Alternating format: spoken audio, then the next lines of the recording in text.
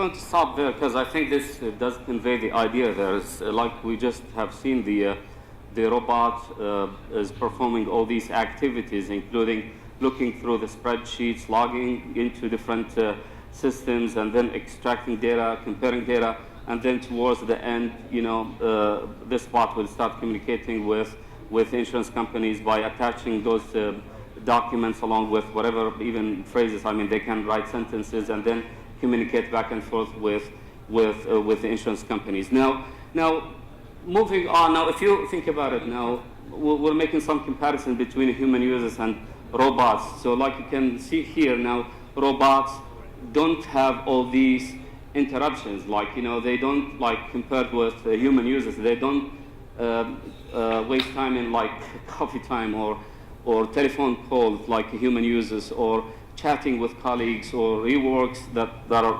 happen due mistakes, or sick leaves or annual leaves, emergency leaves, early leaves, maternity leaves, weekends. So robots, they work like round the clock, 24 hours, no weekends, 365 days. Now we're making some comparison here between the effectiveness of a software robot and the human user here. So if you think about it here, now for human use, the number of effective days are 237 if you take out the weekends. So the number of working hours, assuming that they work 8 hours, and we haven't taken into account these interruptions here, we're looking at 1896 hours, roughly speaking. Now compared with robots, you're looking at 365 days being the effective days, and the number of hours is 365 times 20, where we factored in just 4 hours in case for downtime maintenance. So we're looking at 7,300 hours. Now comparing the two here, roughly speaking, you're looking at like one software robot can replace at least 4 to 5 human users. And this, I mean, you can do the math based on this, and this will result into tremendous benefits. Now, moving on to the benefits of RPA. Now, low risk and non-invasive technology, which means there isn't much investment there. All you need to do is just provide the software agent or robot with a username and password and install them on the user's PC. And this is going to be non-invasive, meaning you don't need to make any changes to the underlying applications, be it an ERP, CRM, or anything. You just install it on top of those applications, and because it operates on the user interface level. So that's something to be kept in mind.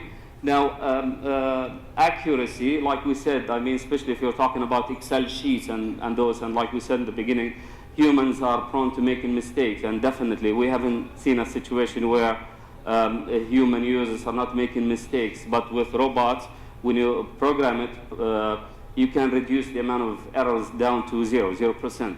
So that's accuracy. Cost optimization, we said in the beginning, I mean, cost savings. I mean, you're talking about potentially up to 60% saving, the cost of operations for this process, depending on the nature of this process. Time efficiency, I mean, like we said in the beginning, we've seen some situations where we were able to bring down the process time from days down to hours, and sometimes from hours to minutes, and many other benefits there. Now, audit trail, for example. Now, I mean, given the fact that all the activities are recorded by this robot, now when it comes to internal and external audit and compliance with regulations, given the fact that all these activities are recorded, I mean, sometimes it takes just hours instead of days for the auditability. Plus, I mean, the eventual impact is going to be on stakeholders, be it internal or external, for your customers, and internal, especially employees, because you're taking out these repetitive, boring activities from the daily tasks of those employees and help them focus on more stimulating and more creative work. Now those benefits, now what we do normally when we work with our clients is after the exercise we produce, and this is one of the deliverables, is a benefit realization report where we highlight the benefits that have been achieved based on this exercise. and some of those benefits are quantifiable. Like, for example, when you look at cost optimization, so we compare between the costs, if you look at the green bar there, compared with the blue one, then you're comparing between the costs of operating this process before the automation and after the automation. Same goes for time savings here. We compare how much time it took this process to, the end-to-end cycle compared with after the automation.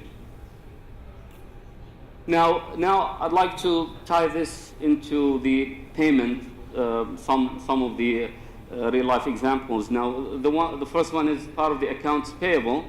Now, all the organizations, towards the end of the day, one of the accountants will send to maybe the central chief accountant the bank transfers that happened from different suppliers. For example, if you're dealing with tens of, sometimes hundreds of suppliers, on a daily basis, you receive payments from those suppliers through bank transfers, for example.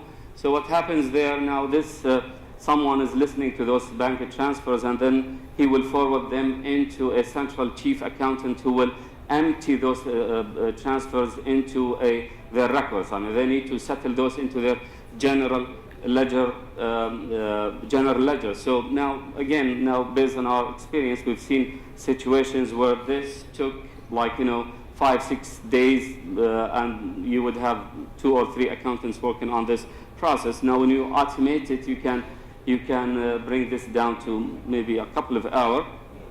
That's one example. Another example is related to the card payment journey. As we all know, we have a number of stakeholders, beginning with the customer or credit card holder, going through the acquirer bank, and then the merchant, and then the card network or card brand, be it Visa, Master, and then the issuing bank. So now, throughout this journey, there is like the settlement process, and like a merchant, for example, towards the end of the day, you will need to tally up all these transactions that happened from different customers. Could be hundreds, could be thousands. You need to tally those up and then send them across to the acquirer bank, who will in turn send them to the card network, Visa, Master, Discover, and so on and so forth, and then who will then send them to the issuing bank, who will do the same thing. They will look through these transactions towards the end of the day. They will settle them, reconcile them, and then submit them into their GL. Same happens with the merchant. When they receive the payment from the acquirer bank, they will need to settle those into their GL. So if from any one of these stakeholders' perspective, they will have to deal on a daily basis with these batch transactions. And normally, these transactions are handled through human users, and they're candidates for being automated. Now, final note, and then I'll open up the floor for questions. Now, there is now multiple levels of intelligence by these robots. Now, the vast majority of the robots we have in the industry are the basic ones, the one that I just covered now. Now, this is moving towards becoming more like AI-based and cognitive. So any organization implementing these basic robots will have automatically established the foundations for AI-based robots. I'll open up the floor for questions. If anyone has any questions, yeah, go ahead, please.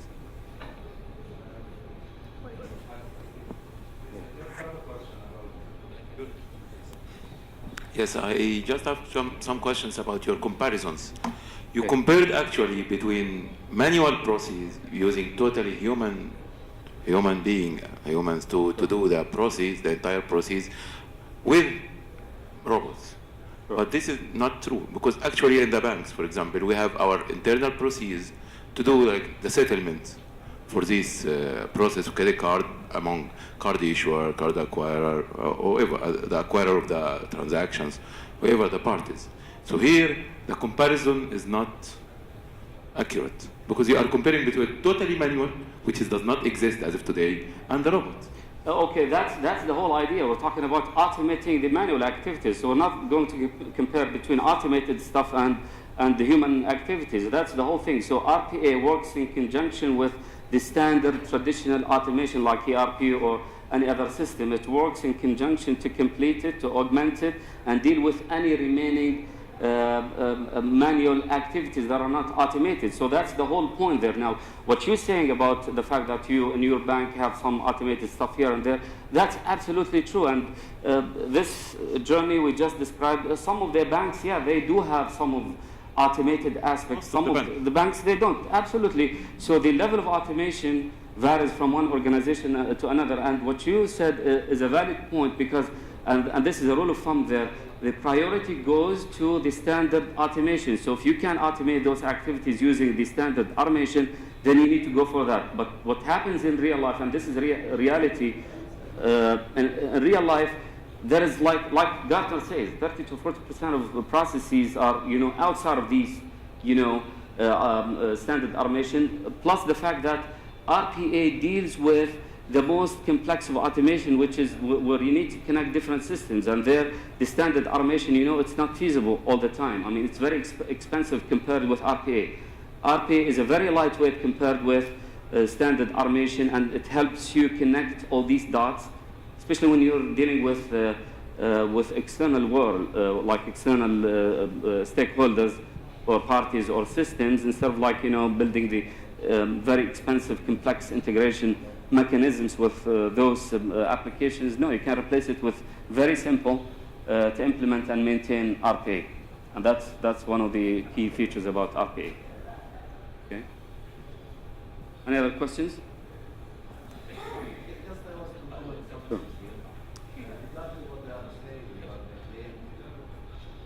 Regarding the claims and all these things, most of the bank has KPIs for each section or each department, and if you are breaching that KPIs, there would be, like escalation process as well. Sure. So I agree with my colleague here that the comparison it's not accurate as you said here, because you said there's 40 or from 30 to 40% that the accuracy between the report and the manual which we are doing right now. And what we are doing right now, it's not manual 100%. It's almost automated. Plus, there is a processes and procedures that we have to apply it. Otherwise, the escalation will be appear. And also, there is a mandate from SAMA as well for all the bank. Absolutely. Like I said, what I said to you is exactly what I said to the gentleman here. Banks are different, and there are processes, like I said, some of the banks, we've dealt with banks where they don't have this automation level. And again, like I said, if you have it automated, of course, you should not be even considering RPA. That's absolutely out of the question. We're talking about any processes that are not automated, they're left over for whatever reason. Could be because of the fact that the underlying processes in the existing applications have changed, so you don't want to end up with a new change request to automate it as part of the existing application. You want to just, automate it through a robot, or could be for many other reasons. Could be for the fact, like I just mentioned, it's not feasible to implement, to integrate with like outside world applications. So what you gentlemen are saying, absolutely correct. We're not, disagreeing there. Except, banks and organizations are different depending on, yeah. Actually, I'll go back to your case study that you mentioned about the hospital. As my colleagues mentioned that about, you compared about the percentage of disapproval or rejection of the cases, while we have already in the hospitals, for example, the process to verify the claims. And you just mentioned now that, no, if we have automated process, RPA, no, it will not. No.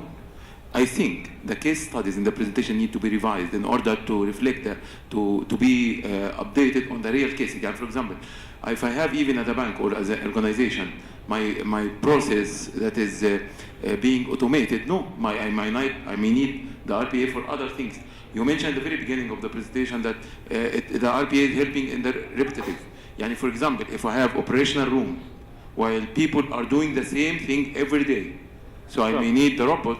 Even I'm having my automated process for other background or back ends, but no, I may need this one for other things. What I think that the presentation need to be revised on top of real status of the organizations.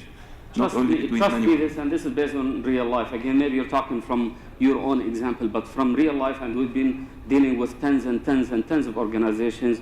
These errors happen in any manual process, and this is not just our words. I mean, this is even based on statistics. Especially, I mean, we all know that humans make mistakes, even if you have a verification or audit or review process in place. But again, this is different from one organization to another. And what I just presented is based on real life example we have. We dealt with one of the real life clients. So again, I mean, things are different from one organization to another. But generally speaking, I mean, RPA, there is a huge potential to, like we said, the promise around the time efficiency, cost optimization, and error rate reduction. Hi, how are you? Thank you. Actually, I have a question regarding the difference between the robot and the automation business processes and the testing automation tool, because what I see that the engine itself can be done, or the processes automation can be done utilizing some existing testing tools or open source like Selenium and all this stuff. So what's the differentiator? Well, I mean, testing tools, they are part of the traditional automation, okay? They similar to other automation like ERP or whatever, except they deal with, they're like system related. They're like internal. With RPA, it's different. They operate on the user interface level, meaning whatever activities the human does on a daily basis, like we said in the beginning, this software robot will take over the keyboard and mouse and perform those activities. And this also applies for the automation tools for testing. Okay, like macros, for example. Selenium as a Exactly. yeah. So RPA has roots in screen scraping, right? Like in the old days, I'm sure most of us had dealt with macros, for example, right? Macros, where you record macros and then have them run to perform activities, similar to the tools you mentioned. So all these tools are like the grandparents or the roots for the RPA. Now, RPA has evolved to be something much more sophisticated, where you can address not just the problem area you just mentioned, which is testing or load testing or whatever, or like the problems that macros addressed there, but here we're talking about something much broader to cover any process grounds you have within the organization. I think we're running out of time. Thank you, everyone. Thanks.